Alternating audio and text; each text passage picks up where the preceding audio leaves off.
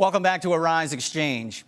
Everyone hopes that the fiscal crisis will soon be behind us, but Washington is already gearing up for its next big fight, immigration reform. The president just said a stern warning to Congress that immigration reform will be the top priority after this, next on his agenda. Well, joining us now is Tamar Jacoby, president of ImmigrationWorks USA, a national organization supporting immigration reform. Thank you so much for joining us. Thanks for the opportunity.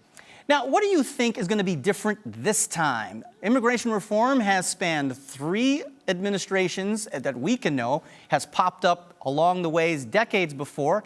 What's going to happen this time that's going to get it through and where it actually makes a difference? Well, I'm not sure I'm promising that we're going to get it through, right?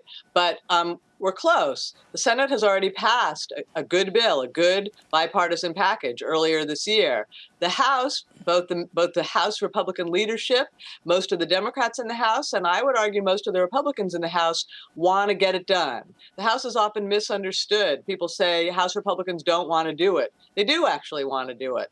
But there is the problem of the dynamic between President Obama and the Republican leadership in the House and the Republican members of the House. There's kind of a Bermuda Triangle there, and we've seen it playing out in the last 2 weeks. Didn't work out very well. The question is, can those relationships and that dynamic be repaired so that the real will of House Republicans to get it done can actually come through and we can pass something? I'm a little worried when Obama asks for it, not too many House Republicans want to do it, right? They don't want to give Obama another big present now. But they do actually want to do reform. So the problem is, how do we get over that catch-22?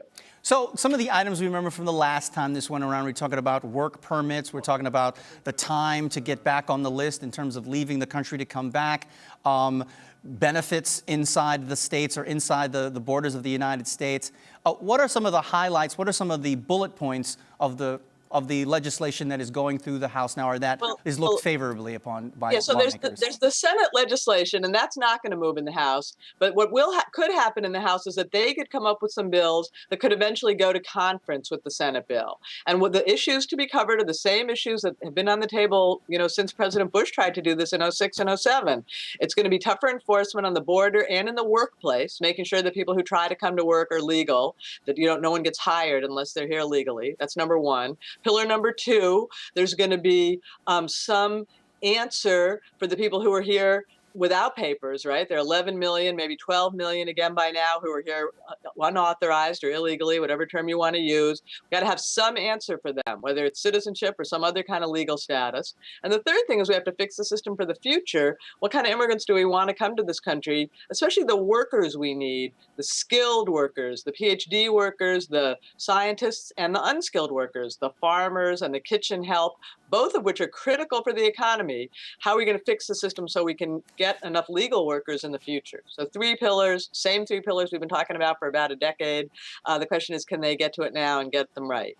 If the president doesn't get all that he wants in terms of the whole bill or the whole legislation that he would like to see in the dream case scenario, what are some of the pieces that he might negotiate on to get it through?